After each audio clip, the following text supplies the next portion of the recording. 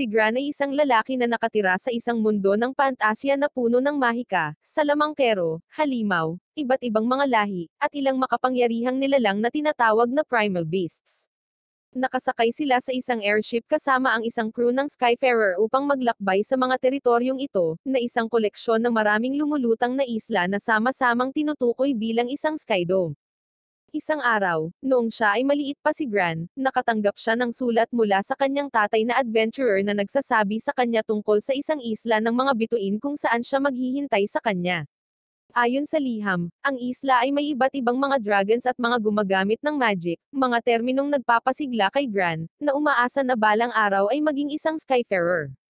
Mula noon, laging umaasa si Gran na balang araw ay maglakbay sa Skydome para hanapin ang kanyang ama at ang isla ng mga astral. Sa ibang lugar sa barko, nakikipaglaban ang isang kabalyero sa isang grupo ng mga sundalo, habang sinusubukan niyang protektahan ang isang mukhang mahinang babae na ang pangalan ay Lyria. Ang pangalan ng kabalyero ay Alice, at isa siya sa iilang tao na nagsawa na sa mga dating imperyo at mga eksperimento ng tao kung saan palaging biktima si Lyria. Hinarang sila ng Chief Mage sa kanilang pagtakas gamit ang Dark Crystal na nakalink sa katawan ni Lyria para maparalisa siya. Gayunpaman, ang kristal ay nagiging destabilized, na nagdulot ng isang napakalaking pagsabog na nagpapadala kay Lyria palabas ng sasakyang panghipapawid at bumagsak sa isang isla. Tinulungan ni Gran ang kanyang kaibigang si Aaron na magsibak ng maraming kahoy na panggatong, na plano nilang gamitin sa buong buwan. Kasama nila si Barn, ang kanyang nagsasalitang baby lizard na naniniwalang siya ay isang dragon, at ang ama ni Aaron, na nagpapasalamat sa kanyang tulong.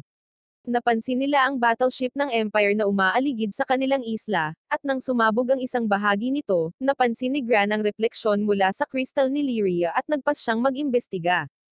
Habang nag-iimbestiga sila ni Barn sa kagubatan, sinusundan nila ang liwanag mula sa kristal hanggang sa matagpuan nila si Lyria na walang malay. Nang magising si Lyria, nagulat siya sa presensya ng dalawang estranghero sa kanyang harapan, kaya mabilis silang umatras at nagpakilala, nag-aalok na tulungan siya kung siya ay may problema. Nagtatanong sila tungkol sa kanyang pagkatao, ngunit ang tanging naaalala ni Lyria ay nag-iisa siya sa isang madilim na silid hanggang sa sinubukan ni Alice na tulungan siyang makatakas.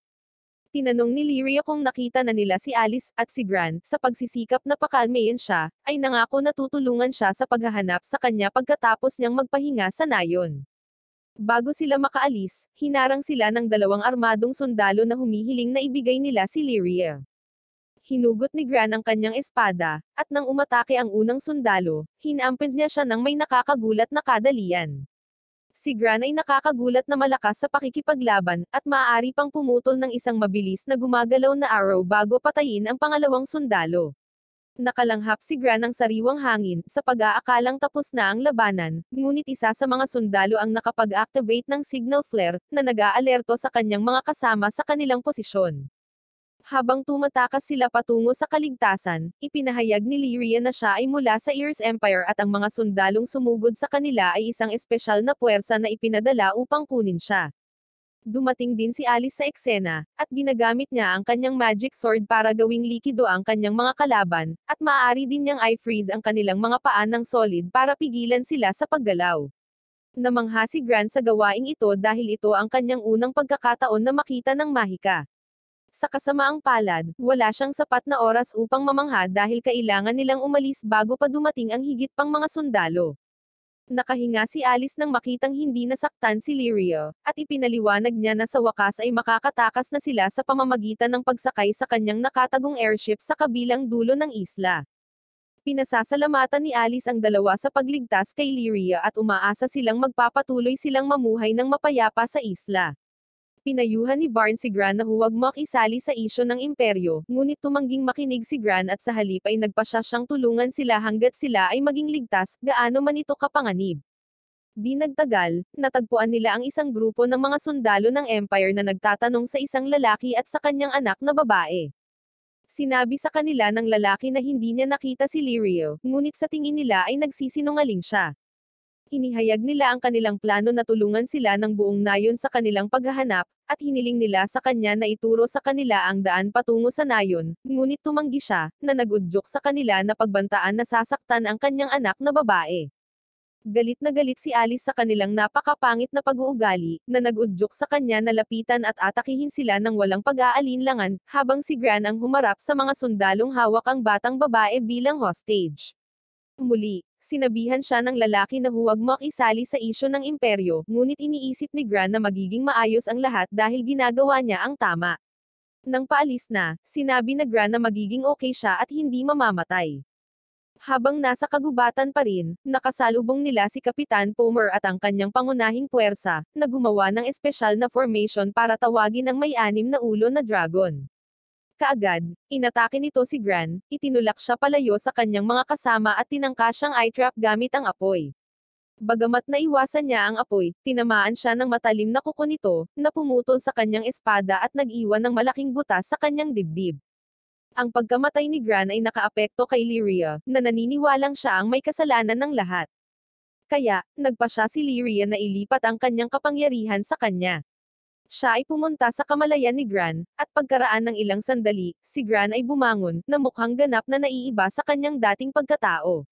Gamit ang isang inkantasyon, tinawag ni Gran at Lyria ang isang primal beast na tinatawag na Behemoth, isang napakalaki at nakakatakot na mukhang dragon na nagmula sa langit, na nagpabigla maging kay Alice na walang kamalay-malay na si Lyria ay may ganoong klase ng kapangyarihan. Inutusan ni Palmer ang kanyang dragon, na pinangalan ng Hydrip na salakayin ng Behemoth gamit ang walang tigil na pagbuga ng kanyang fire breath, at nagawa pa niyang matamaan ang mukha nito. Ginalit lamang nito ang napakalaking dragon, na umaatake ng sinag ng purong enerhiya, na pinasabog ang buong paligid. Sa wakas ay napagtanto ni Palmer na wala siyang pagkakataong manalo, kaya nag-utos siya ng pag-atras na iniwan si Lyria na sumipsip ng bahagi ng primal na enerhiya ng dragon pabalik sa kanyang dibdib na kristal, na naging dahilan upang ito ay maglaho pansamantala. Nagising si Gran at nakita si Lyria sa kanyang silid, niyakap siya ni Lyria at sinusuri ang kanyang katawan para sa anumang nakatagong pinsala. Biglang pumasok sina Barn at Alice at sinabihan siyang magdahan-dahan dahil umatras na ang mga sundalo ng Empire.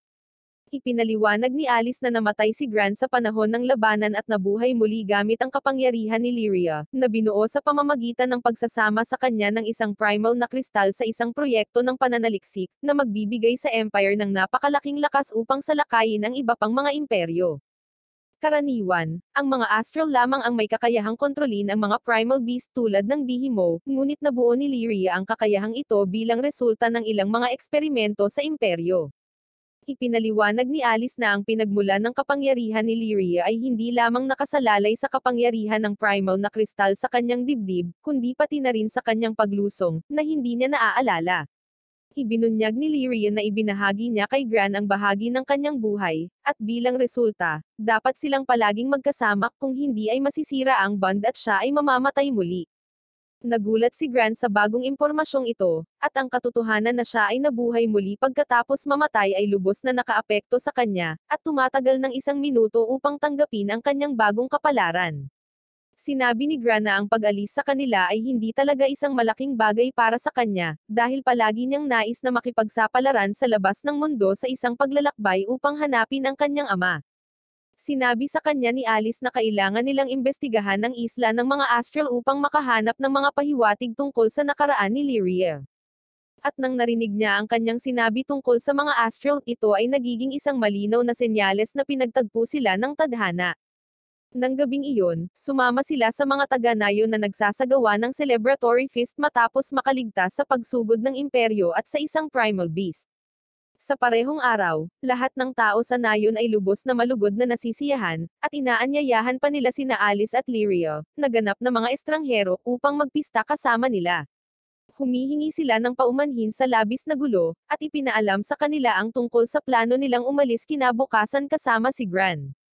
Alam na alam ng lahat ng nayon ang pangarap ni Gran na maging Skyfarer para hanapin ang kanyang ama, kaya madali nilang tinanggap ang desisyon nito. Bueno, lahat maliban kay Aaron, na nag-iisip na gumagawa siya ng walang ingat na desisyon sa pamamagitan ng paglalagay sa kanyang sarili sa panganib. Pero sa loob-loob niya, ayaw lang niyang umalis nang nayon ang best friend niya. Kaya't pinatahimik ni Gran ang kanyang isip sa pamamagitan ng pangakong babalik siya sa nayon pagkatapos makumplito ang kanyang paghahanap. Kinabukasan, inihanda ni Gran ang kanyang mga gamit at, kasama si Barn, lumabas sila para samahan ang iba sa maliit na airship. Nagpaalam sila sa mga taga-nayon, at pagkatapos na lumipad, si Alice ay naging isang baguhan na piloto. Halos bumagsak sila sa isang bundok bago niya malaman ang mga controller, at iyangat ang sasakyan sa kalmado at magagandang ulap. Pagkalipas ng ilang sandali, bumagsak sila sa isang isla dahil sa hindi talaga bihasa na magpalipad si Alice. Sa kabutihang palad lahat sila ay ligtas pero ang sasakyan ay tuluyan ng nawasak. Isang lalaking dumaan na nagkataong mahilig sa mga barko ang nakasaksi sa kanilang pag-crash landing, at siya ay labis na galit na ang isang baguhang piloto tulad ni Alice ay sum-iron ng napakagandang airship. Bago siya umalis, sinabihan niya si Alice na matuto kung paano mag-pilot ng airship bago pa man siya mangarap na bumili ng bago sa susunod na isla. Nagpasya silang pumunta sa Port Breeze, isang kalapit na isla kung saan nagre-restock ang mga Skyfarer ng kanilang mga supply at isang lungsod na kilala sa mataong mga komersyal na aktibidad nito. Ipinaliwanag pa ni Alice na ito ay isang perpektong lokasyon dahil ang bayan ay hindi kaanib sa imperyo, kaya hindi nila kailangang mag-alala ng labis na atakihin or habulin sila ng isang grupo ng mga sundalo. Habang namimili ng mga supply sa isang tindahan, isang magarbong journal na may hugis-pusong disenyo ang nakakuha ng atensyon ni Lyria. Binili ito ni Alice para sa kanya upang madokumento niya ang kanyang mga pinakamahalagang karanasan sa kanilang paglalakbay. Sa bayan, napansin nila ang isang higanteng estatwa, na sinabi sa kanila ng isang lalaki na representasyon daw ni Tomatay, ang Diyos na nagpo-protekta sa kanilang isla mula sa masamang panahon. Bagamat nakalimutan na siya ng mga taong bayan ngayon dahil kaya na nilang hulaan ang lagay ng panahon sa kanilang sarili. Kinabukasan late na silang dumating sa port at nalaman na nakabook na ang lahat ng pampasaherong flight. Habang sinusubukan ni Alice na makipag-ayos sa isang taong namamahala, sina Gran at Lyria ay humanga sa isang napakalaking airship sa loading dock. Nakatagpo ulit nila ang lalaking mahilig sa mga airship, at sa lalong madaling panahon ay sinimulan niya silang turuan tungkol sa kaalaman at kahirapan na kinakailangan upang maayos na mag-pilot ng isang airship. Dahil marami siyang impormasyon tungkol sa mga airship, ipinapalagay nila na siya ay isang Skyfarer, kaya't sinabi niya sa kanila na siya ay dating piloto ngunit hindi na lumilipad ng mga airship dahil sa personal na mga pangyayari. Ipinakilala niya ang kanyang sarili bilang Mark, at dinala sila sa kanyang pagawaan kung saan sinimulan na niyang ayusin ang kanilang nasirang airship. Nangako siyang tatapusin ang pag-aayos, ngunit ibabalik lamang ito sa kanila kapag nakakuha sila ng tamang piloto na makakapagpalipad dito. Habang nag-uusap sila, lumapit sa kanila ang dalawang taong may sungay at mabalahibong tenga. Ang lalaking may mahabang blonde na buhok ay nagpapakilala sa kanyang sarili bilang si Drake, habang ang babeng may pink na buhok ay si Charm. Casual silang nag-aalok na bigyan sila ng airship para makaalis kaagad sila sa bayan, at nasasabik si Lyria sa alok. Sinabihan sila ni Mark na huwag mahulog sa gayong halatang kasinungalingan, ngunit sinubukan pera ni Drake na kumbensihin sila sa pamamagitan ng paglalahad na alam niya na si Lyria ay isang takas sa imperyo. Sinabi niya sa kanila na sumakay sa airship at umalis sa isla, or pipilitin silang makipagtulungan sa pamamagitan ng puwersa. Inihahanda nila ang kanilang mga sandata sa pag-atake, at sa init ng sandali, ginagamit ni Mark ang mga usok mula sa nasirang airship upang lumikha ng smokescreen, na nagpapahintulot kina Gran at Lyria na makatakas sa bayan. Hinahabol sila sa isang eskinita kung saan madali nilang maiiwasang harapin ang mga humahabol sa kanila, sa pamamagitan ng paggamit ng malamiz na mga landas at matutulis na sulok sa kanilang kalamangan. Gayunpaman, pagkaraan ng ilang sandali, naubusan ng hininga si Lyria, naiwan si Gran upang gumanap bilang bayani at nagboluntaryong bumili ng sapat na oras para makatakas siya habang siya ay nananatili sa likod upang lumaban. Gumagamit si Drake ng isang mahiwagang globo upang magpadala ng isang pag-atake ng fireball na hinarap ni Gran gamit ang kanyang espada. Nang makita ni Gran na siya ay dahado, sinubukan niyang isara ang distansya sa pagitan nila, ngunit isang tao ang namagitan sa pamamagitan ng pagharang sa kanyang dinadaanan ng ilang mga durog na bato. Ginagamit ni Mark ang pagkakataong itago sila sa isang lihim na daanan sa ilalim ng lupa, kung saan sila dumaan hanggang sa makarating sila sa ibabaw, kung saan hinahanap sila ni Alice. Ipinaalam sa kanila ni Mark na hindi niya gustong makialam sa gulo ng imperyo, kaya mabilis siyang nakipaghiwalay sa kanila upang iligtas ang kanyang sarili, na iniwan silang stranded muli at hindi makalabas ng isla dahil hindi sila makapag-book ng flight para umalis sa bayan. Nagsisimula silang mag-brainstorm ang tungkol sa pinakamagandang hakbang na dapat gawin ngayong hinahanap na sila ng mga ahente ng Empire. Pagkatapos bigla silang narinig ni Shera, ang may-ari ng tindahan, ang kanilang pag-uusap at ibinunyag na maaaring mayroon siyang solusyon na makakatulong sa kanilang sitwasyon. Humanga si Lyria na ang isang batang tulad niya ay kayang pamahalaan ang isang malaking tindahan ng mag-isa, ngunit agad na humingi ng paumanhin si Alice para sa kawalang galang ni Lyria. Lumalabas na si Shera ay talagang nasa hustong gulang, at siya ay mula sa isang lahi na tinatawag na Hervans, mga taong mukhang mga bata kahit gaano pa sila katanda. Nag-aalok si Sharon na ibenta sa kanila ang isang ginamit na airship sa abot-kayang presyo, ngunit hindi nito malulutas ang kanilang problema dahil sisirain lang nila ito muli dahil wala sa kanila ang propesyonal na piloto. Ang ilang mga lalaki na nakikinig sa pag-uusap ay nagsasabi sa kanila na lapitan si Mark na itinuturing na pinakamahusay na piloto sa bayan. Sinasabi rin nila sa kanila na huwag umasa dahil malamang ay tatanggihan niya silang tulungan, dahil matagal na siyang tumigil sa pagpapalipad para tumuon sa pagkukumpuni ng malubhang na pinsalang barko, na maaaring hindi na lumipad kahit gaano pa kalaki ang perang ginagastos niya dito. Napagpasyahan nila itong subukan, at magkasama, pumungo sila sa burol sa dulo ng bayan, umaasang makikita ang nasirang airship na ginagawa ni Mark. Gayunpaman, laking gulat nila nang makakita sila ng isang maganda at napakalaking barko na mukhang ganap na itong naayos.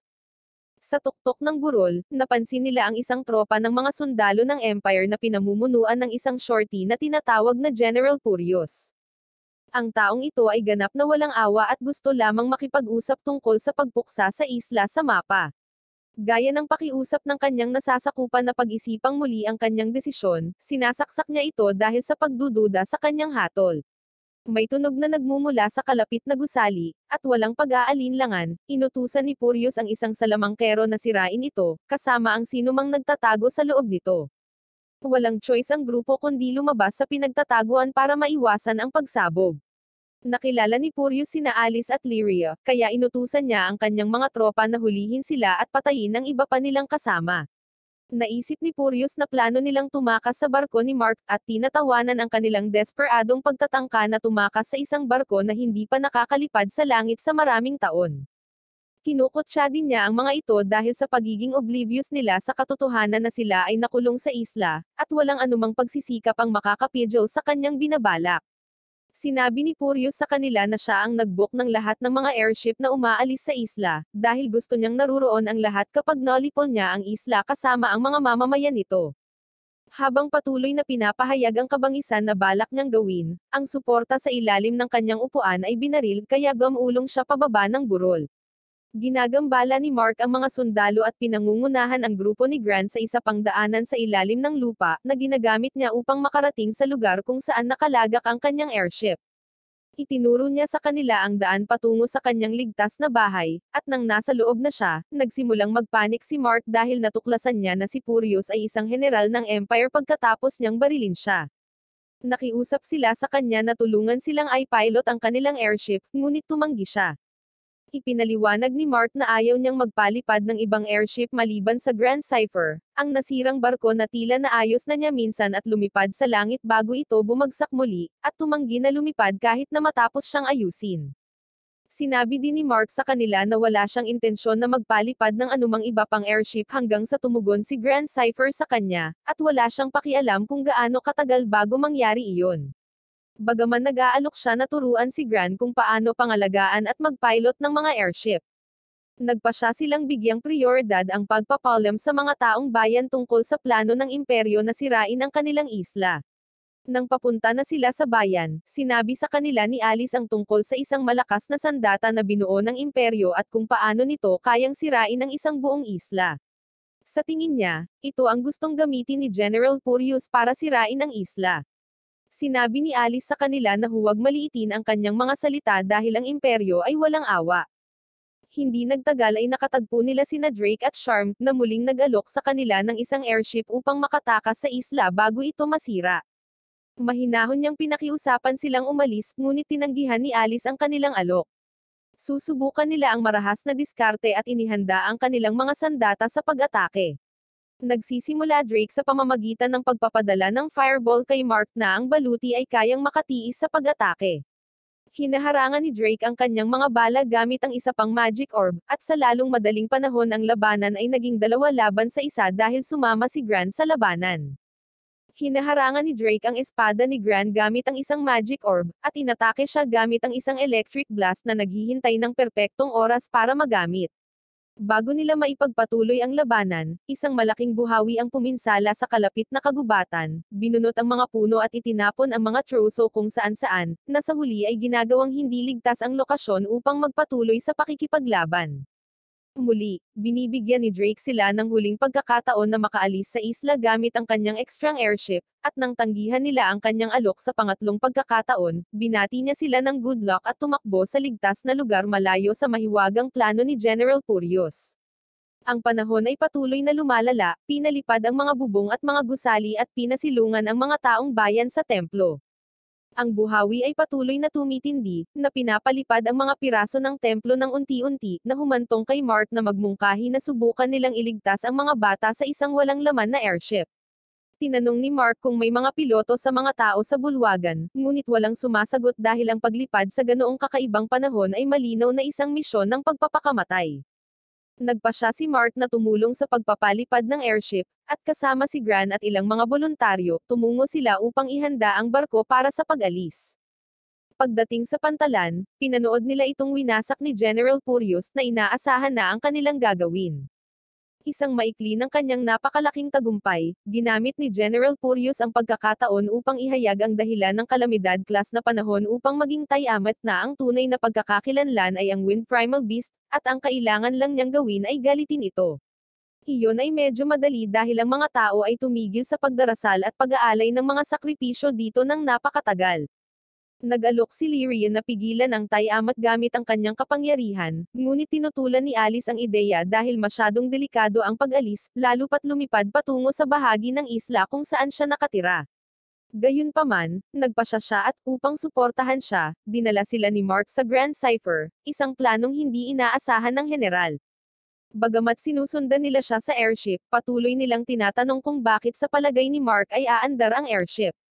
Sinabi ni Mark sa kanila na mayroon lamang siyang feeling sa kanyang kalooban, at naniniwala siya na ang tanging dahilan kung bakit hindi niya napalipad ang barko sa lahat ng mga taon na ito ay dahil naghihintay ito sa araw na ito kung kailan ito higit na kakailanganin. Nakapagtataka, ang airship ay nagsisimulang yumandar, at madali silang dinadala sa kalangitan sa kabila ng kakilakilabot na panahon kung saan namumuo ang mga ulap sa direksyon kung saan nagmumula ang Tiamat. Habang si Mark ay nagmamaneho, siya ay nalulula sa kagalakan dahil sa wakas ay nagawa na niya ang barko na paliparin pagkatapos ng maraming taon ng matiyagang paghihintay, at laban sa lahat ng mga pagsubok. Mukhang nag-e-enjoy si Mark habang ang iba naman ay natatakot para sa kanilang kaligtasan dahil hindi siya ang klase ng sweet lover na driver na inaasahan nila. Pagdating nila sa kinaroroonan ng Tiamat, mabilis niyang naramdaman ang kanilang presensya at sinimulan niyang pasabugan ang kanilang airship gamit ang ilang mga energy beams mula sa maraming ulo ng dragon na nakakabit sa kanyang katawan. Kaya naman, abala sila at walang pagkakataong makalapit sa kanyang pangunahing katawan. Ang mahusay na kasanayan sa pagpapalipad ni Mark ay maaaring makaiwas sa karamihan ng mga pagsabog ng sunod-sunod. Pinadami niya ang kanyang mga pag-atake sa mas maraming mga putok kaysa sa maaari nilang iwasan, kaya pinalipad ni Mark ang airship ng mas mataas sa kalangitan upang bigyan siya ng sapat na momentum bago bumaba, at gamitin ang bilis ng kanilang pagbagsak upang mapataas ang kanilang acceleration hanggang sa makarating sila ng harapan sa mukha ng galit na Tiamat. Sa wakas ay nakikita na siya, at bagaman sinusubukan ni Lyrian na makipag-usap sa kanya, hindi siya tumugon at patuloy na inaatake sila sa bawat oras na may higit na pagsisikap kaysa sa nakaraang round. Napansin ni Lyrian na si Tiamat ay naiimpluwensyahan ng isang negatibong kristal, kaya sinabi niya kay Mark na dalhin sila ng direkta sa itaas niya. Pagdating nila roon, pinahiram ni Lyria si Gran ng bahagi ng kapangyarihan ng Behemoth na nagbibigay sa kanya ng mas mataas na pisikal na kakayahan na nagpapahintulot sa kanya na tumalon mula sa airship papunta sa isang lumulutang na bato habang iniiwasan niya ang karamihan sa kanyang patuloy na pag-atake. Sa kalaunan ay tinamaan niya siya sa malapitan, ngunit salamat sa kapangyarihan ni Behemoth, hindi namatay si Gran. Mabilis na sumugod si Gran sa kanya at binasag ang kristal na nakabaon sa dibdib nito. Habang nahuhulog si Gran sa kanyang kamatayan, nabawi naman ni Tiamat ang kanyang kamalayan sa sarili. Naabutan niya siya sa himpapawid at inihatid sa airship kung nasaan ang kanyang mga kasama. Sa wakas ay naging believer si Mark matapos makita ng malapitan si Ty-Amat at ipinangako na palaging magpapasalamat sa kanya sa pagbibigay sa kanila ng magandang panahon para paliparin ang kanilang mga airship. Bago siya mawala, binigyan niya si Lyrian ng isang regalo at bahagi ng kanyang primal energy. Bumalik sa isla, ipinaunawa ni Mark sa mga tao na kailangan nilang magbigay pugay sa Diyosa mula ngayon at pahalagahan siya sa palaging pagbibigay sa kanila ng magandang panahon. Nakita ni Alice si Grant sa likod ng isang gusali, kung saan tahimik niyang tinitiis ang sakit mula sa mga pinsalang natamo niya sa pakikipaglaban kay Ty-Amat. Pinagaling niya siya gamit ang kanyang magic, at ipinangako nito sa kanya na hindi kailanman gagawa ng walang ingat na mga aksyon nang hindi muna kumukonsulta sa kanya.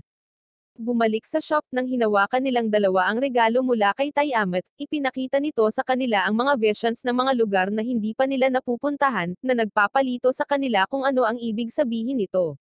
Sa kabutihang palad, kinikilala ni Shera ang artifact bilang isang sky map, isa sa mga legacies ng Astrals, at mayroong iba pang mga piraso na kinakailangan upang tumawid sa isla ng Astrals.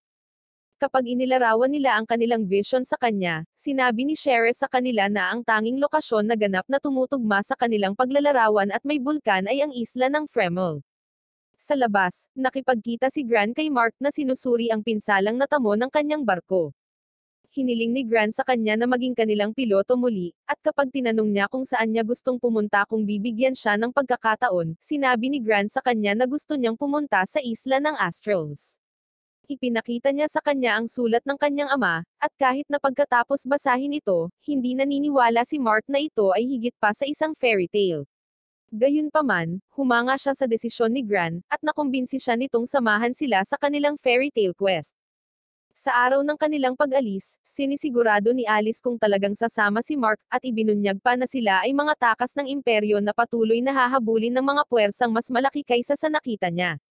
Si Mark ay tumugon sa pamamagitan ng pagpapaliwanag na siya ay nasa bayan lamang dahil ang Grand Cipher ay hindi napapa-under, at ngayong maaari na itong lumipad muli, wala na siyang dahilan para manatili pa sa isla.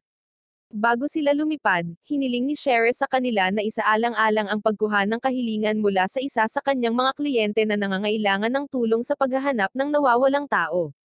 Nakikiusap siya sa kanila na makipagkita man lang sa kliyente, at doon sila makapagpasya kung kukunin nila ang trabaho or hindi. Dahil nakatira din ang kliyente sa Locus yung nakita nila sa vision mula sa sky map, lumipad sila at tumungo sa isla ng Fremel kung saan naghihintay sa kanila ang tao. Pagkaraan ng ilang sandali, nakarating sila sa isla ng Fremel kung saan mayroong aktibong bulkan, maraming tuyong bundok, at maulap na kapaligiran dahil sa mga minahan ng bakal sa paligid. Sa kalaliman ng kabundukan, kapag dumaong na sila, ipinakilala ni Mark si Grant sa opisyal bilang kanilang kapitan at pinaasikaso niya ang kanilang clearance sa checkpoint, habang pinagmamasdan nila ang kamanghamanghang tanawin ng bulkan ng isla. Nakatagpo nila si Sheriff na sigurado silang naiwan nila sa Port Breeze. Sinabi niya sa kanila na mayroon siyang kakayahang pumunta kahit saan, at nag-aalok sa kanila ng trabaho kung saan kailangan nilang magkita ng palihim upang talakayin ang mga detalye. Bago siya umalis, sinabihan sila ni Sharon na maging mas maingat habang nasa publiko at subukang huwag ma-trigger ang mga katutubo na palaging kinakabahan sa mga estranghero. Sa bayan, nakakakita sila ng napakaraming kalidad ng mga kalakal na nakadisplay sa paligid. Gayunpaman, halos walang tao sa bayan, at ang ilang mga taong nahanap nila ay mabilis na pumupunta sa loob ng bahay kapag nakita nila sila. Pagkaraan ng araw na iyon, tumungo sila sa isang bar kung saan ipinakilala sila ni Shera sa isang kliyente, isang matangkad na lalaki na hindi nagbibigay ng kanyang pangalan dahil bahagi siya ng isang lihim na organisasyon ng gobyerno. Nakikiusap siya sa kanila na tulungan siya sa paraan ng pagtulong nila sa sitwasyon ni Ty-Amat. Ibinunyag niya na ang kanilang archduke na tinatawag na Saka the Great ay nawawala, at gusto niyang tumulong sila sa paghahanap sa kanya. Hindi nila naiintindihan kung bakit sila aatasan ng isang mahalagang misyon tulad ng paghahanap ng pinuno ng isang lungsod. Nagpapaliwanag ang lalaki, na ipinaalam sa kanila na ang bagay ay napakaselan dahil maaaring sangkot ang imperyo, at ang lantarang pagkilos ay talagang magbubunsod sa kanilang galit. Bagamat malinaw na ito ay isang mapanganib na misyon, ipinauubaya nila ang huling desisyon sa kanilang kapitan, si Grant, na nagpasyang tanggapin ang misyon. Kinabukasan, tumungo sila sa bayan upang makakuha ng maraming impormasyon hanggat maaari mula sa mga taong bayan, na walang ideya na nawawala ang kanilang pinuno. Nalaman nila na ang Archduke ay madalas na pumupunta sa bayan at nakikipaglaro sa mga bata. Minsan, pinapakitaan din niya sila ng magic tricks. Pero isang araw, bigla siyang tumigil sa pagpapakita. Sa tinutuloyang inigran, nalaman nila na may mga tsismis na ang Archduke ay nakikipagtulungan sa imperyo upang gumawa ng isang malakas na sandata, at nagsimula ang lahat dahil nagsimula siyang mag-order ng mas maraming steel ore kaysa karaniwan. Ang isang may-ari ng tindahan ay matatag na naniniwala na ang kanilang Archduke ay isang santo na hinding-hindi sila pababayaan. Ipinapalagay nila na maaaring siya ay inagaw ng imperyo dahil iyon lamang ang lohikal na paliwanag sa kanyang biglaang pagkawala.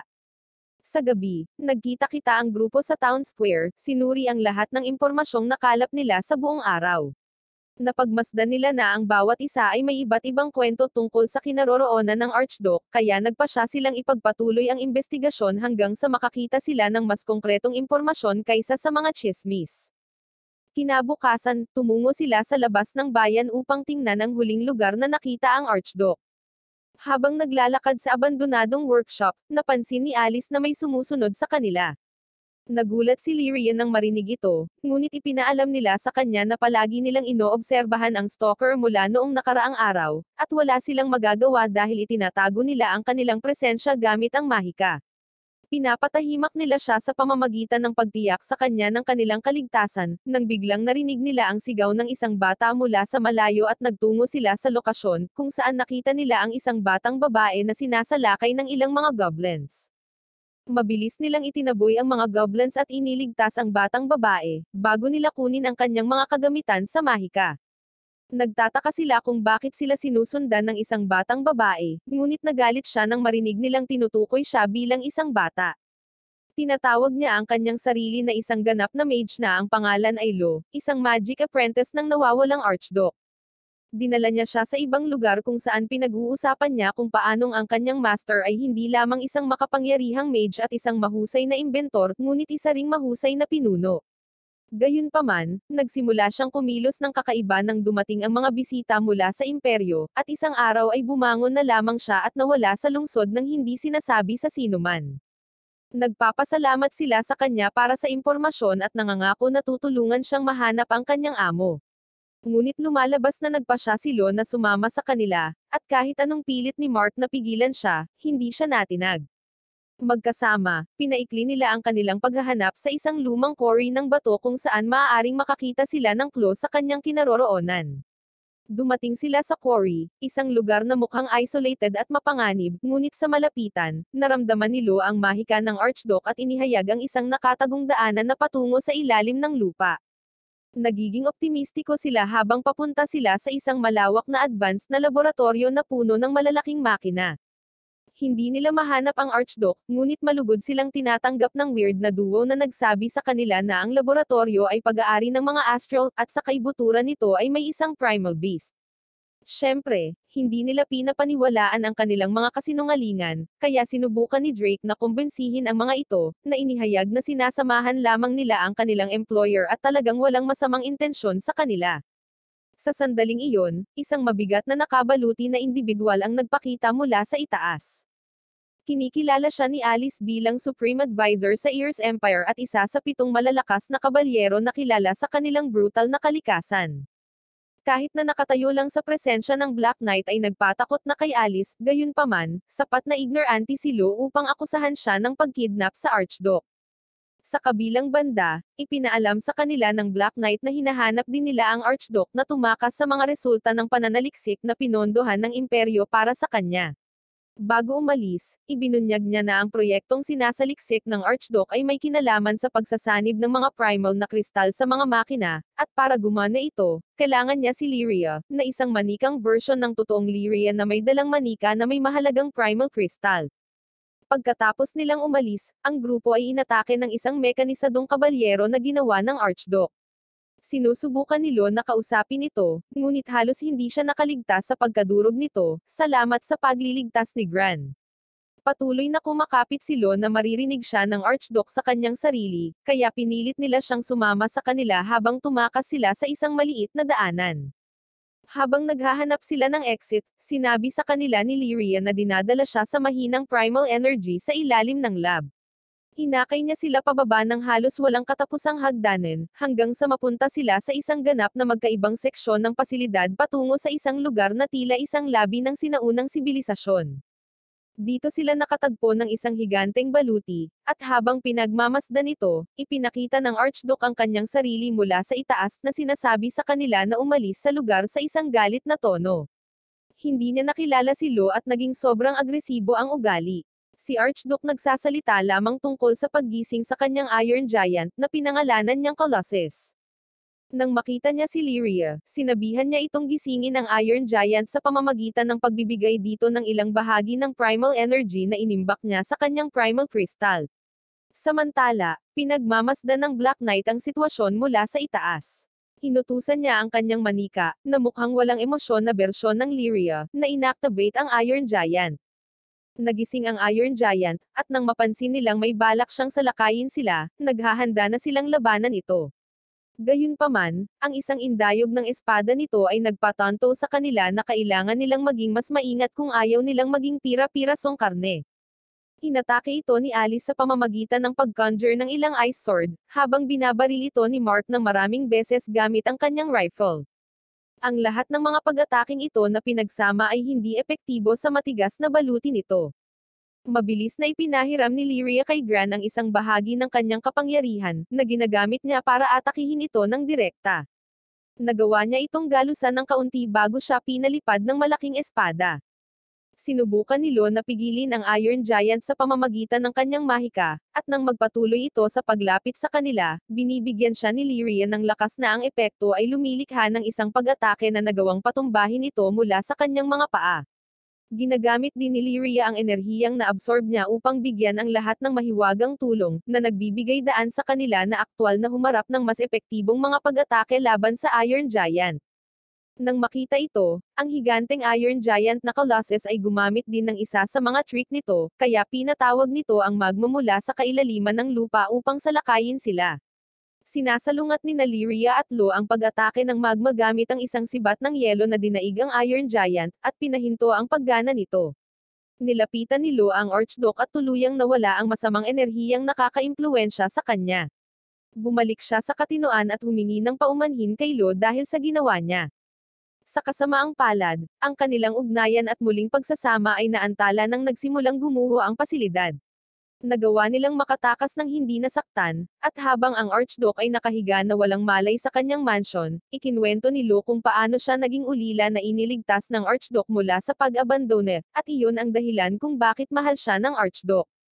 Naantig si Lyria sa kanyang kwento at napaiyak, bagaman hindi niya naaalala ang pagkakaroon ng tahanan or nagmamalasakit na mga magulang, alam niya kung ano ang ibig sabihin pag nawala si Alice, ang isang taong laging nasa tabi niya. Si Lo ay nagpapakita sa kanya ng magic trick na nagpapasaya sa kanya, nang biglang nagkamalay ang Archduke. Ibinunyag niya na binigyan siya ng isang bagay na tinatawag na source power ng isang kakaibang individual, at bagaman palagi niyang gustong bumuo ng isang bagay na makakatulong sa kanya na protektahan ang kanyang mga tao, naging malabo ang kanyang isip, at hindi niya makontrol ang kanyang ginawa sa kanyang pananaliksik. Nang tanungin ni Archduke kung ano ang nangyari sa Iron Giant, sinabi sa kanya ni Lyria na namatay ito sa pagprotekta sa kanya at kay Lo mula sa mga durog na bato, at ipinagkatiwala sa kanya ang isang fragment ng sky map. Inaalok ni Lyria ito sa kanya, ngunit sinabi ni Archduke sa kanya na panatilihin ito, na nagmumungkahi na may dahilan kung bakit ipinagkatiwala ito sa kanya. Pagkatapos, pinasalamatan sila ni Lo sa pagligtas sa Archduke at tinanong kung saan sila susunod na pupunta. Inilagay nila ang kanilang mga kamay sa bagong sky map, at ipinakita ang isang vision ng isang asol na isla na may mga ulap na nakapaligid. Kinikilala ni Alice na ang lugar ay ang August Isles, at kaya nagpasya sila na iyon ang susunod na destinasyon ng kanilang pakikipagsapalaran. Kinabukasan, nagpakita si Archduke sa bayan para mabawasan ang pag-aalala ng mga tao, pagkatapos ay pinuntahan niya si Gran at ang kanyang mga kasama. Nagdala si Lo ng isang backpack at ipinaalam sa kanila ang kanyang intensyon na samahan sila sa kanilang paglalakbay sa Sky Dome. Hiniling din ng Archduke sa kanila na isama si Lo, at lahat sila ay sumang-ayon dahil madali siyang pakisamahan at lumabas din na maaari siyang maging kapaki-pakinabang sa labanan. Bago tumungo sa August Isles, pumunta muna sila sa isang isla kung saan plano ni Sharon na magbukas ng isang sangay ng kanyang establishmento. Dahil tinulungan nila itong dalhin ang kanyang mga gamit mula sa Fremel Island, nangako siyang tutulungan silang bumili ng mga supply para sa kanilang paglalakbay sa may diskwentong presyo. Tatagal ito ng 3 araw, kaya sa halip na maghintay at mag-aaksaya ng oras, binibigyan sila ni Sharon ng isang quest na nangangailangan ng paggalugad sa isang bagong natuklasang piitan sa kakahuyan. Binigyan niya sila ng mapa at compass, at agad silang tumungo sa walang nakatirang bahagi ng isla, na naghahanap ng daan sa kagubatan, mapanganib na mga bundok, at mga tulay hanggang sa makarating sila sa pasukan ng piitan. Sina Mark at Lou ay nagsabi na magiging madali ang quest na ito, ngunit binabalaan sila ni Alice na maging mas maingat dahil ang isang hindi pa ginalugad na piitan ay kadalasang lubhang mapanganib. Biglang na-trap si Lyria sa sahig, at sunod-sunod na napadpad ang bawat isa sa kanila hanggang sa gumuho ang sahig, at lahat sila ay nahulog sa isang hukay sa ilalim ng lupa. Sila ay dumudulad sa iba't ibang mga tubo na naghihiwalay sa kanila sa dalawang grupo. Sina Gran, Mark, at Lou ay nasa iisang grupo, habang sina Lyria, Barn, at Alice ay nasa kabilang panig. Bagamat hiwalay sila, maaaring mahanap ni Lyria at Gran ang isa't isa dahil pareho sila ng life force. Habang sinusubukan ni Gran maramdaman ang presensya nito, nakatagpo ang kanyang grupo ng bitag ng tubig, ngunit nakaligtas sila salamat sa spell ni Lou. Sa kabilang dulo, pinangangasiwaan ni Alice ang kanyang grupo, na iniligtas si Lyria mula sa maraming bitag hanggang sa makarating sila sa isang ligtas na lugar kung saan sila nagpahinga. Sa kabilang banda, nahihirapan si Lou na ilawan ang kanilang landas dahil hindi ang light magic ang kanyang forte ng lakas ni hindi niya kayang mapanatili ang isang ilaw sa loob ng 5 segundo. Ngunit sa kabutihang palad, dumating si Mark na may dalang flare na ginamit nila upang mahanap ang kanilang daan sa madilim na daanan. Biglang nagsimulang manginig ang lupa, dahil sa matinding labanan sa pagitan ng dalawang adventurer at sand golem na humaharang sa kanilang daan patungo sa treasure room. Ang isa sa mga babae ay halos tamaan, ngunit hinaranggan ni Gran ang kamao ng golem gamit ang kanyang espada. Kapag binaril ito ng rifle, nagre-regenerate lang ito, at kahit natamaan ng granada, lalabas lang itong ganap na gumaling at mas galit kaysa dati. Nakipagsagupaan si Gran sa isang malapitang labanan sa loob ng ilang sandali, at pagkatapos na obserbahan ang pattern ng pag-atake nito, ipinaliwanag niya ang isang plano na maaaring ibagsak ang golem sa grupo. Habang sinusubukan nilang abalahin ito, lumilikha si Lou ng water ball sa ulo nito, at lahat sila ay bumaril dito, na naging sanhi ng pagsabog ng ball ang tubig at lumikha ng ambon na nagpapahintulot sa kanila na atakihin ito sa kanyang mga blind spot. Ang adventurer na may kulay rosas na buhok ay naghagis ng bomba sa bibig nito ngunit hindi ito tumama, kaya kinuha ito ni Gran sa himpapawid at ibinaon ang bomba sa bibig ng golem, na naging sanhi ng pagsabog nito. Dumating ang koponan ni Lyria sa lugar ng pagsabog upang malaman na ito ay sanhi ng grupo ni Gran at isang grupo ng mga adventurer. Magkasama silang tumungo sa treasure room na puno ng napakaraming ginto, kayamanan, at artifact, na isa sa mga ito ay umaakit sa atensyon ni Gran. Kapag kinuha niya ang espada, nawala ang piitan, at ang lahat ng mga kayamanan, hindi kasama ang espada, ay nagiging buhangin. Nang iulat nila ito kay Sheriff, ipinaliwanag niya na hindi niya sila mababayaran kung walang patunay na umiiral ang piitan. Sinabi niya sa kanila na itago ang espada bilang bayad, ngunit ibinibigay ito ni Gran sa mga babaeng adventurer na naguguluhan pa rin na ang kanilang kayamanan ay naging buhangin. Magalang nilang tinanggihan ang kanyang alay at pinasalamatan siya sa pagliligtas ng kanilang buhay, na higit na mahalaga kaysa sa anumang kayamanan na iaalok ng piitan. Sa isang panaginip, natagpuan ni Lyria ang kanyang sarili sa isang silid na puno ng napakaraming dugo, ang bangkay ng lahat ng kanyang mga kasama, at isang batang babae na nakaupo sa gitna nito, at nung tinignan niyang mabuti, siya pala ang babae. Jane ay sang siya ni Gran mula sa kakilakilabot na panaginip, at natutuwa siyang panaginip lang ito at ayos lang ang lahat ng kanyang kasama. Tumungo sila sa labas kung saan nakikita nila ang tanawin ng August Isles, ang tanging Sky Island na napapaligiran ng karagatan sa buong kontinente ng Skydome. Nakatitig lang sila sa dagat dahil unang pagkakataon na nakita nila Lyria, Lou at Gran ang karagatan. Pagdating nila sa isang tourist town, desyerto ang lugar, at naramdaman ni Lyria ang presensya ng isang primal beast. Hiniling niya kay Gran na subukan din na pagmasdan ang enerhiya nito, ngunit ang tanging nararamdaman ni Gran ay isang kakaibang amoy na humahantong sa kanila sa isang grupo ng mga nalalabi na slime na napadpad sa pampang. Nakatagpo sila ng isang lalaki na kinikilala ni Mark bilang si Eugene, ang dating kakilala mula sa Port Breeze na tinutokso siya dahil sa wakas ay natupad na ang kanyang pangarap noong bata pa na mapalipad ang Grand Zephyr. Iniisip ni Eugene na dinala niya ang kanyang pamilya para sa isang pamamasyal, sa tingin niya ay si Alice ang kanyang asawa, habang ang tatlo pa ay ang kanyang mga kaibig-ibig na mga anak. Agad silang nagprotesta at nagpaliwanag na sila ay isang simpleng crew ng Skyfarers, at ang kanilang kapitan ay si Gran. Nag-aalok si Eugene na dalhin sila sa Kapitolyo kasama ang kanyang bangka. Habang tumatawid sila sa dagat, sinabi niya sa kanila ang tungkol sa patuloy na digmaan sa pagitan ng August Isles at Earth Empire, na nagsimula nang tumanggi ang imperyo na ihinto ang pagdumi sa kanilang tubig ng mga nalalabi mula sa kanilang mga eksperimento. Iniisip ni Alice na sila ay medyo matapang na makipagdigma laban sa malupit na imperyo, ngunit sinabi ni Eugene sa kanila na tiwala siya na maitataboy nila ang mga puwersa ng imperyo sa tulong ng kanilang Diyos na tagapangalaga, si Leviathan, na nagpo-protekta sa kanilang mga dagat. Hinihimok niya silang manalangin sa Leviathan para manalo sila ng iPhone 15 sa isang raffle. Pagkatapos ay tinanong ni Barn kung mapoprotektahan sila nito sa labas ng Skydome, kung saan sila ay umalis upang hanapin ang island ng Astrals. Nakarating sila sa Mazeria, isang maganda at buhay na lungsod, na siyang kabisera ng August Isles. Ang lungsod ay mahusay na protektado at may matataas na gusali, na ang mga tulad nito ay hindi pa nila nakita dati. Sinabi ni Eugene na ang dahilan ng lahat kung bakit sila kumpiyansa, ay dahil ang kanilang hukbo ay buong tapang na pinipigilan ang mga puwersa ng imperyo sa mga frontline na malayo sa lungsod. Pagdating nila sa kanyang lugar, dinala ang isang nasugatan na lalaki na biktima ng pag-atake ng halimaw. Pinagaling siya ni Lo, at pagkatapos, ipinaliwanag ni Eugene na nagkaroon ng maraming pag-atake ng halimaw, at ang mga sibilyan ay patuloy na naglalagay sa kanilang sarili sa panganib, sa kabila ng kawalan ng tamang pagsasanay. Nagpasya si Lo na tumulong sa infirmary, habang hiniling naman si Alice na tumulong sa pagsasanay sa kanilang mga tropa.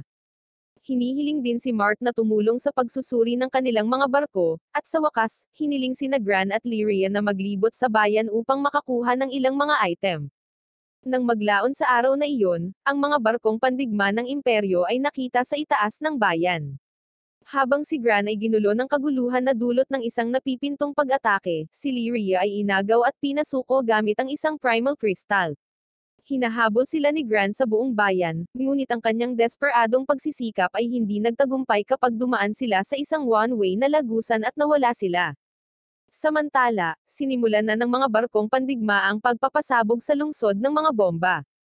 Ang mga gusali ay sinisira, ang mga sundalo ay mahigpit na pinarurusahan ang sinumang sumusubok na manindagan sa kanilang pang-aapi, at kahit na si Lyria ay nagmakaawa sa kanila na huminto, pinatahimik siya ni Palmer sa pamamagitan ng pagsasabi sa kanya na ang mga tao ay nagdurusa lamang dahil siya ay lumaban sa imperyo. Sinabi ni Palmer sa kanya na ihinto ang pangangarap tungkol sa kasiyahan sa buhay tulad ng mga normal na tao, dahil siya ay walang iba kundi isang tol na naiwan ng mga astral para sirain ang natitirang sibilisasyon. Upang patunayan ang kanyang punto, gumamit siya ng isang kristal para ipaalala sa kanya ang isang memorya mula sa kanyang nakaraan, kung saan pinatay niya ang kanyang mga kapwa test subject at lumabas bilang pinakahuling tool. Ito ay lubos na nagpalungkot kay Lyria, at naalala niya ang kanyang mga panaginip kung saan napanood niya ang kanyang sarili na pinatay ang bawat isa sa kanyang mga kasama. Halos magtagumpay si Palmer sa pagsuway sa kanyang kalooban, ngunit nang makitang lumalaban si Gran sa kanyang paraan upang iligtas siya ay nagbibigay kay Lyria ng kaunting pag-asa na panghahawakan. Ang kaguluhan ay nagdulot ng Leviathan Dragon na bumangon mula sa mga dagat, at magwasak sa mga barkong pandigma ng imperyo ng sunod-sunod. Habang lumalaban si Gran sa mga sundalo, binaril siya sa kanyang balikat. Gayunpaman, nagawa pa rin niyang itumbo si Palmer sa dagat sa pamamagitan ng pagsipa nito sa mukha. Sa oras na ito, nawalan na ng senses si Lyria at hindi namamalayan na ginagalit ang Leviathan. Naiintindihan ito ni Gran at gustong humanap ng paraan para masupol ang Primal Beast, ngunit iminumungkahi ng kanyang mga kasamahan na tumakas sila sa kaguluhan kasama si Lyria, nakakaiba pa rin ang kinikilos. Naglunsad ng isang pag-atake ang Leviathan, na nagiging sanhi ito ng isang bagyo ng tubig na nagpalubog sa ibabang bahagi ng lungsod, na naging dahilan upang sila ay halos malunod, bago sila iligtas ng isang misteryosong babae gamit ang kanyang mga baging para iahon sila sa tubig at ipunta sa isang balkonahe.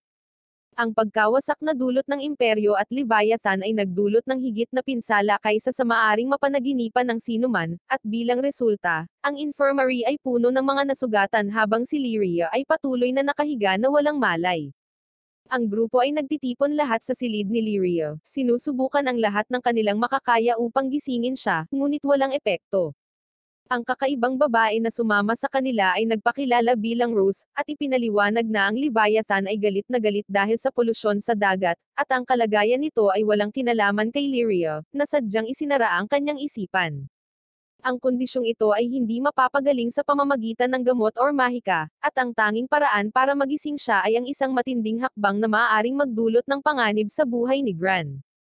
Naghinala si Mark kay Rose na biglang sumulpat, at nagbibigay na agad ng payo sa kanila na parang bahagi siya ng team. Sa palagay ni Mark ay maaring siya ay nagtatrabaho para sa Black Knight, ngunit si Gran ay pumanig sa kanya, dahil lihim niyang alam na 2 beses na niya silang nailigtas, sa unang pagkakataon sa Port Breeze at noong nakaraan nang sila ay nalulunod. Umalis si Rose sa silid, binibigyan sila ng oras upang timbangin ang kanilang mga pagpipilian at magpasya kung siya ay sapat na mapagkakatiwalaan upang ilagay ang buhay ni Lyria sa kanyang mga kamay. Habang sila ay kumpleto, may lalaking nagdala ng masamang balita at nagulat na ang dagat ay nagsimulang kumilos muli. Mabilis na lumabas sina Mark at Eugene upang imbestigahan ang sitwasyon, habang ipinaalam ni Gran kay Alice ang tungkol sa isang pahayag na narinig niya na sinabi ni Palmer, ang tungkol sa pagsira ni Lyria sa lahat ng bagay sa lungsod tulad ng ginawa niya noon. Pagkatapos ay ipinaliwanag ni Alice kung paano nag-eksperimento ang imperyo sa ilang mabangis na hayop sa isang nakahiwalay na isla. Sa sandaling isinama nila si Lyria sa eksperimento, pinatay niya ang mga hayop na nagpatawag ng isang halimaw na nagsira sa buong isla mula sa kanilang mga labi. Matapos ikulong muli si Lyria, siya ay inilagay sa pamamahala sa kanyang kapakanan, at pagkatapos ay natuklasan niya na siya ay katulad ng ibang bata at nagpasya na tulungan siyang maranasan ang isang normal na buhay sa labas ng mundo. Pinasalamatan ni Alice si Gran dahil ipinakita niya kay Lyria kung ano ang ibig sabihin ng pagiging normal. Pagkatapos ay nag-aalok si Alice na bantayan siya habang nagpapahinga din ito, dahil tiyak na mangyayari sa mga susunod na mga araw. Sa labas, nakita niya si Barn, na nagbigay sa kanya ng solidong pag-uusap na tumutulong sa kanya na palakasin ang kanyang desisyon na iligtas si Lyria. Nakipagkita siya kay Rose, na nagpapaliwanag na ang marahas na hakbang ay nagsasangkot ng paghingi ng tulong sa isang primal beast, ngunit ito ay isang mapanganib na hakbang dahil ang beast ay unpredictable, at ang proseso ay maaaring pumatay sa kanya. Sa wakas ay sumang-ayon sila sa plano ni Rose, at kaagad silang nagsimulang maghanda para umalis sa kanilang destinasyon, na isang malago na gubat sa isang lugar na tinatawag na Lumak Archipelago. Inabot sila ng ilang oras bago makarating sa isla na may makakapal na kagubatan, masaganang halaman, at malilinaw na lawa. Dinala sila ni Rose sa isang underground path na nagbubukas sa isang tahimik na espasyo kung saan may isang napakalaking puno na maganda na napapalibutan ng tubig. Tinawag ni Rose ang primal spirit na tinatawag na Drazel, isang nakamamanghang diyosa na namamahala sa kagubatan. Siya ay nag-transform sa laki ng isang ordinaryong tao, niyakap si Rose na ipinaalam sa kanila na ang kanilang relasyon ay katulad ng sa magkapatid. Lahat sila ay niyuko ang mga ulo at mapagpakumbabang nagmamakaawa sa kanya na iligtas si Lyria. Pumayag siya at dinala sila sa kanyang hallowed ground kung saan naghahanda siyang ipadala sa kanyang isipan ang kamalayan ni Gran. Bagamat ipinangako ni Drazel na gagabayan siya sa paglalakbay sa abot ng kanyang makakaya, sinabi niya sa kanya na ang tagumpay ng pamamaraan ay higit na nakasalalay sa lakas ng kalooban ni Gran. Kaagad, isinagawa niya ang soul-searching spell sa kanilang dalawa. Natagpuan ni Gran ang kanyang sarili sa isang silid na puno ng mga libro, tubig, at ilang mga haligi ng yelo na nakaharang sa daan patungo sa mga bookshelf. Sa gitna ng mga haligi ng yelo, nakita niya si Lyria, na patuloy na nagbabasa ng kanyang journal at bahagya siyang binibigyang pansin. Sinusubukan niyang abutin ang kanyang tunay na damdamin, ngunit tumugon si Lyria sa pamamagitan ng pagsasabi sa kanya tungkol sa mga alaala na ibinuklad niya sa likod ng mga haligi ng yelo, at kung paano niya naalala kamakailan na ang tanging layunin niya ay magdala ng kasawian sa lahat ng taong makakaharap niya. Sinisisi ni Lyria ang kanyang sarili sa kasawiang pinagdaanan nila noong panahong magkasama, at ipinahayag na plano niyang mamatay nang walang makakakita at iligtas sila mula sa isang buhay kung saan patuloy niyang dadalhin ang pagdurusa sa kanila. Napaluha si Lyria, sinisisi ang sarili na ginawang fugitive si Alice na dating isang iginagalang na kabalyero ng imperyo, at pinapatay siya at iniwan ang mapayapang buhay pabalik sa bahay. Sinubukan ni Lyrian na pilitin siyang palabasin sa kanyang kamalayan gamit ang isang malakas na agos, at sa proseso, ang hairpin na dinala niya sa kanya ay nahulog. Sinabi ni Grant sa kanya kung paano tumulong ang lahat sa pag-aayos nito matapos itong sirain ni Palmer sa daungan. Ipinapaunawa niya sa kanya na ang lahat ay tunay na nagmamalasakit sa kanya, at wala sa kanila ang nag-isip sa kanya na isang nagdadala ng kasawian. Sa kabaligtaran, palagi niyang inililigtas ang mga ito sa kanyang kakayahang kontrolin ang primal energy. Kaagad, ang tanawin ay nagbabago mula sa isang silid na binaha sa isang malinaw na kalangitan, na may isang bahaghari. Sa sandaling magising sila, mayroon lamang silang maikling sandali upang ipagdiwang ang kanyang paggaling, bago maputol ang kanilang kagalakan sa pagdating ng barkong pandigma ng imperyo. Mabilis nilang hinarang si Palmer at ang kanyang mga tropa, bago niya inutusan ang kanyang mga salamangkero na sirain ang puwersa gamit ang apoy. Gaya ng dati, kinuwento niya kay Lyria ang kanyang nakaraan at kung paanong walang magandang maidudulot ang pakikisalamuhan niya sa mga regular na tao. Gayunpaman, sa pagkakataong ito ay hindi na nag-iisa si Lyria, at ang mga salita ng kanyang kaibigan ay naging isang kalasag na nagpapanatili sa kanyang isip mula sa kanyang mga akusasyon. Sa lalong madaling panahon, napapaligiran sila ng mga sundalo mula sa imperyo, pati na rin ang ilang mabangis na beast sa ilalim ng impluensya ng madilim na primal crystal ni Palmer. Kapag umatake sila, pinigilan ni Rose ang mga beast gamit ang kanyang mga baging, ang iba naman ay sumusuporta kay Gran habang tinatalo niya ang lahat ng mga sundalo, at sa wakas ay sinisira ang primal crystal sa ilalim ng kontrol ni Palmer. Sinubukan ni Palmer na umatake gamit ang isang pistol, ngunit tumugon si Ty Amat sa tawag ni Lyria at inatake siya, kasama ang kanyang mga natitirang subordinate, sa isang lawa na malayo sa kanilang lokasyon. Bumalik sa bayan, ang grupo ay lumakad sa isang mainit na labanan sa pagitan ng mga tao ng Mazeria at isang galit na Leviathan, na gumagamit ng isang kawan ng mga halimaw upang sirain ang bayan.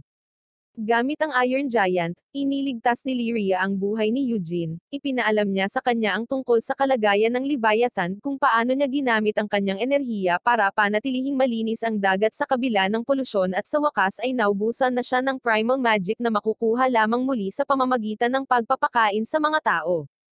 Ipinaalam ni Lyria sa kanya na maaari silang makatulong na mabawasan ang sakit ng halimaw, ngunit kailangan niyang bigyan sila ng oras upang mapalapit sa kanya. Mabilis niyang pinagrally ang ilang mandirigma na nakakahawak pa rin ng talem, at inutusan silang talunin ang pinakamaraming maliliit na kalaban hanggat kaya nila. Habang hinahanap nila ang kanilang daan patungo sa Leviathan, napapaligiran sila ng maraming sea monsters na gustong humarang sa kanilang dinadaanan. Sa kabutihang palad, tinulungan sila ng dalawang adventurer mula sa piitan na makaalis sa pagkakagapos sa pamamagitan ng pagtalo sa mga halimaw gamit ang isang bomba. Sa oras na ito, maraming bihasang mandirigma ang nagpapakita sa iba't ibang lokasyon sa bayan, na tinutulungan silang talunin ang maraming halimaw hanggat maaari habang ang partido ni Gran ay patungo sa lokasyon ng Leviathan. Higit pang mga adventurer na may natatanging kakayahan sa pakikipaglaban ang naghahanda ng daan para sa kanila, sa pamamagitan ng pagtalo sa mga halimaw na nagsisikap na protektahan ang kanilang Panginoon. Ang mga halimaw ay biglang nagsagawa ng kakaiba at mas coordinated na formation, na para bang sila ay kinokontrol ng isang panlabas na puwersa. Itinulak nila ang mga adventurer pabalik na naging dahilan upang magtago sila laban sa mas malakas at agresibong mga halimaw na muntik ng durugan ang mga tauhan ni Gran, bago ang isang misteryosong batang babae ay lumitaw ng wala saan at tinataboy sila gamit ang isang malakas na mahika. Ipinakilala niya ang kanyang sarili bilang ang kapitan ng Holy Knights mula sa kalapit na isla, at ang kanyang kasama, na isang makapangyarihang gumagamit ng sibat, ay gumagawa din ng isang dramatikong entrance mula sa langit sa pamamagitan ng pagpatay sa 1 toneladang halimaw gamit ang isang mahiwagang pinahusay na pamamaraan. Ginagamit ni Eugene ang pagkakataong nilikha ng huling pag-atake upang patayin ang commander ng mga halimaw, na binibigyan ng utos ang iba, na naging dahilan upang sila ay maghiwa-hiwalay. Gaya ng dati, mabilis na pinahiram ni Lyria ang ilang primal na enerhiya mula kay Drazel, at ginagamit ito para gumawa ng landas para tumakbo si Gran patungo sa Leviathan. Naiwasan niya ang malalapit na pag-atake nito at tinamaan ang kristal, na lumabas sa dibdib nito sa kanyang unang pagtatangka. Gayunpaman, mayroong isang mekanismong hindi ligtas na nagiging sanhi ng paglabas ng kristal ng isang mapanganib na gas na nakakaapekto rin kay Lyria dahil sa kanyang koneksyon kay Gran. Pareho silang ibinibigay ang lahat, ibinibigay ang bawat kanilang lakas at pinangangasiwaan upang sirain ang malaking kristal, na ibinalik ang kamalayan ng Leviathan. Gaya ng dati, binibigyan ng Leviathan si Lyria ng bahagi ng kanyang primal powers kasama ang fragment ng sky map. Kaagad, napagmasdan niya ang enerhiya mula sa Leviathan. Ang Black Knight, na nagmamasid sa labanan, ay nag-utos sa kanyang manika na kumuha ng bahagi ng kapangyarihan para sa kanyang sarili. Nang gabing iyon, ipinagdiwang ng lahat sa bayan ang kanilang tagumpay laban sa imperyo. Ang mga adventurer ay nagsimulang dumating ng sunod-sunod, habang si Eugene ay nagpapakitang lasing at hiniling sa kanila na hayaan siyang sumali sa kanilang grupo. Ipinaliwanag ni Eugene na pakiramdam niya ay makakatagpo niya ang isang taong matagal na niyang hinahanap kung makakasama niya si Gran, na palaging nasa mapanganib na sitwasyon. Masaya nilang tinatanggap siya bilang bahagi ng kanilang grupo, alam na alam nila ang kanyang mga kakayahan at kung paano ito makikinabang sa kanila na magkaroon ng mas maraming manpower, habang naglalakbay laban sa Empire sa bawat pagganap.